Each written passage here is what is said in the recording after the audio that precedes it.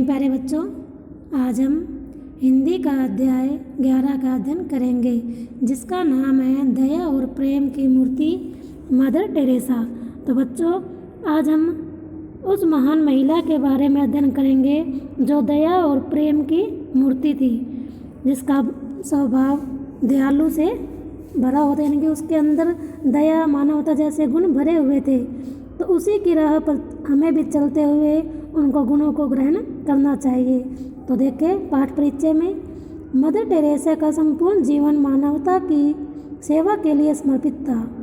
इस पाठ में मदर टेरेसा के व्यक्तित्व के विभिन्न गुणों का उल्लेख कर विद्यार्थियों को दया, करुणा, परोपकार, प्रेम और शांति का संदेश दिया गया है।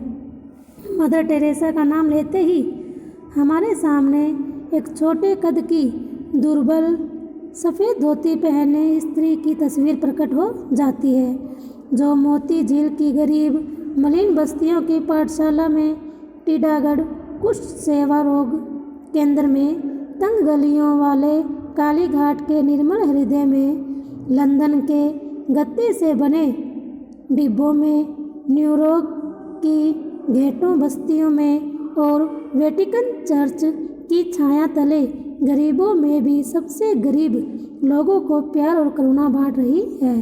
इस अद्भुत सेवा कार्य के लिए उन्हें दुनिया की सर्वोच्च नोबेल शांति पुरस्कार और भारत रत्न से लेकर महारानी एलिजाबेथ के ऑर्डर ऑफ मेरिट तक अनगिनत सम्मान प्राप्त हुए हैं। इन पुरस्कारों को उन्होंने उन गरीबों के नाम पर ही स्वीकार किया जिनकी सेवा में उनकी संस्था मिशनरी ऑफ चैरिटी उनके मरने के बाद आज भी रात दिन लगी हुई है। उनका कहना था, मैं तो प्रभु के हाथ में एक पेंसिल मात्र हूँ। यह उनका ही कार्य है। 5 सितंबर 1997 को क्या हो गई, उनकी मृत्यु हो गई और बाद में इनको क्या घोषित किया गया, एक संत घोषित किया गया, इनकी इनको संत की उपाधि दी गई। मदर टेरेसा का जन्म 26 अगस्त 1910। बच्चों, यहाँ जो दिनांक दी हुई है वो गलत दी हुई है।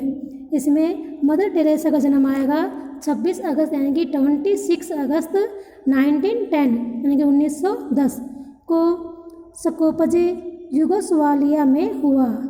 उनके पिता निकोलस बुझहू निर्माण कार्य का ठेका लिया करते, यानी कि एक व्यापारी थे। वो किसी कार्य का क्या लिया करते, ठेका लिया करते थे।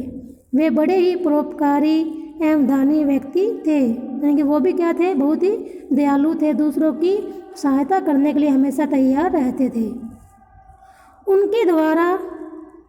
उनके द्वार से निर्धन कभी खाली हाथ नहीं लौटे। निर्धन यानी कि गरीब व्यक्ति जो भी उनके दरवाजे पर आता कभी खाली हाथ नहीं जाता।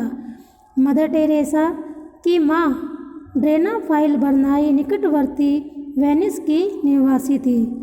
अनेक फलदार वृक्षों से युक्त एक विस्तृत वाटिका के बीच उनका एक बड़ा सा मकान था। परिवार में 2 अन्य बालक भी थे। टेरेसा की बड़ी बहन एज और बड़ा भाई लजाल था, यानी कि एक बहन और एक भाई थे उनके। माँ धार्मिक विचारों वाली महिला थी। बाल्यकाल में टेरेसा को गोंजा कहा जाता था, जिसका अर्थ है पुष्प की कली, यानी कि किसी फूल की कली। वे हमेशा साफ सुथरी रहती थी और सहायता करने के लिए सदैव तत्पर, यानी कि हमेशा तैयार रहती थी। बाद में उन्हें एग्निस के नाम से पुकारा जाने लगा। एग्निस के मन में पहली बार जब धर्म संगिनी यानी कि नन बनने की अभिलाषा जागी, तब वे सिर्फ 12 वर्ष की थी। उन दिनों जेम्ब्रेनकोविक यूगोस्लाविया की मशीनरियों के विषय में बताया करते थे, जिन्होंने 1924 क्या है ये 1924 में भारत के बंगाल प्रांत की ओर प्रस्थान किया था, यानी कि यहाँ से वो चले गए थे। मिशनरियों के उत्साह और लगन की चर्चा इस संघ के सदस्यों ने बार बार सुनी और यही एग्निस के हृदय के किसी तार को छू गई। 6 वर्ष बाद एग्निस को मिशनरी बनने का आह्वान प्राप्त हुआ। नवंबर 1928 में वे कलकत्ता पहुंची। कहाँ गई वो? 1928 में वो कलकत्ता जा पहुंची। किंतु कुछ ही दिनों बाद वे दार्जिलिंग के लोरेटो स्कूल में भूगोल की अध्यापिका बनकर चली गई और 17 वर्ष तक अध्यापन कार्य करती रही। यानी कि 17 साल की उम्र तक उन्होंने क्या किया? पढ़ना लिखना ही किया। यही उन्होंने अमीर गरीब के बीच की गहरी खाई, पीड़ित दीन दुखियों की उपेक्षा, भूखे नंगों के प्रति समाज का हीन भाव आदि को नज़दीक से देखा। एग्निस उनकी सेवा करने के लिए छटपटाने लगी। एग्निस कौन थी? मदर टेरेसा, जिनका नाम क्या था? एग्निस। 8 अगस्त 1948 को 3 साड़ियाँ और 5 रुपए का एक नोट लेकर उन्होंने अपने को मानवता की सेवा में समर्पित कर दिया। लिस्यू की संत टेरेस से प्रभावित होकर एग्निस अपना नाम टेरेसा लिखने लगी। किससे प्रभावित होकर? लिस्यू की संत टेरेस से प्रभावित होकर ही उन्होंने अपने नाम के पीछे क्या लिखना स्टार्ट कर दिया? टेरेसा लिखना शुरू कर दिया। सफ़ेद नीली किनारे वाली साड़ी में लिपटी मदर टेरेसा दुबली पतली किंतु सेवा की जीती जागती मूर्ति थी।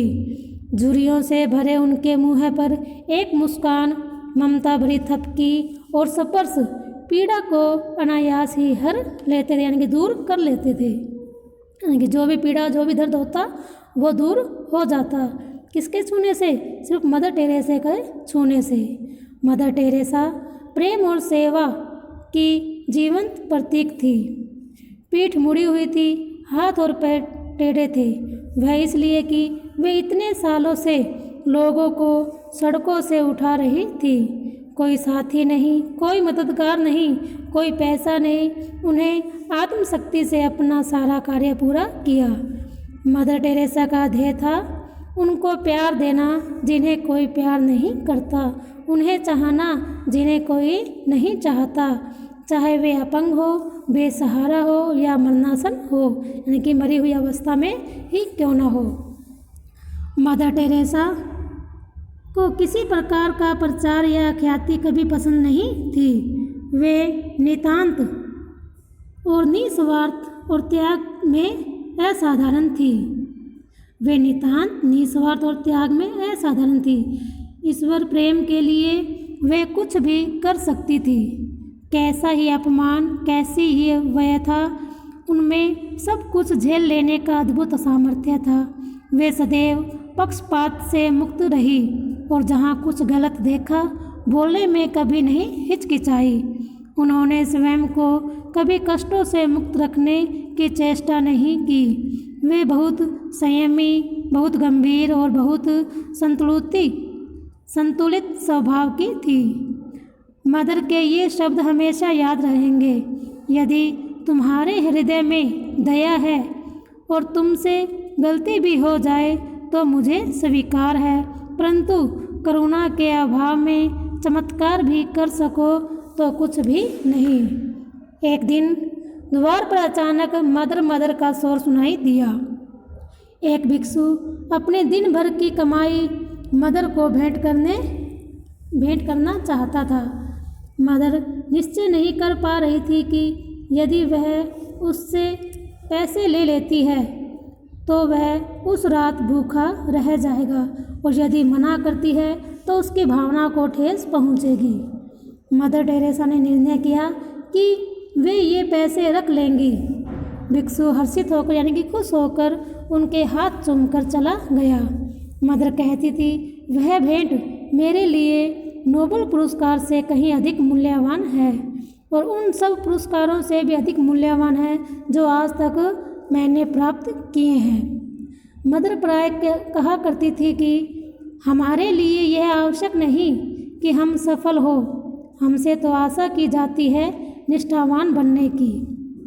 वे जीवन भर इसी विश्वास को जीती रही। वह विश्वास जो उनकी प्रार्थना में, प्रेम में, सेवा में और शांति में सब में था। उनकी प्रेरणा उनकी विनम्रता और उनकी शालीनता उन अदृश्य धागों की तरह थी जो सभी कुछ एक साथ बांधे हुए थी। तो बच्चों, ये था मदर टेरेसा, यानी कि मदर टेरेसा के उन गुणों के बारे में बताया गया था जो कि हमें भी अपने अंदर धारण करने चाहिए। कौन से? दया, करुणा, परोपकार, शांति। परोपकार क्या होता है? दूसरों की भलाई करना, यानी कि हमेशा दूसरों की सहायता के लिए तैयार रहना। शांति बनाए रखना और धैर्य रखना। क्षमा यानी कि माफ़ी की भावना हमारे अंदर होनी चाहिए। प्रेम, चाहे वो अमीर हो, गरीब हो, चाहे वो कैसी भी अवस्था में हो, हमें सभी से क्या करना चाहिए? प्रेम करना चाहिए। सहानुभूति और सहनशीलता, सबसे बड़ा गुण यानी कि सहने की शक्ति व्यक्ति के अंदर होनी चाहिए। तो बच्चों, ये था अध्याय 11 बारे में। तो हमें भी उनके जीवन को, तो उनके जीवन के जो गुण हैं उनको हमारे अंदर उतारना चाहिए। और आशा करती हूँ आप भी इन गुणों के पीछे चलकर ही अपना जीवन सार्थक बनाओगे। धन्यवाद।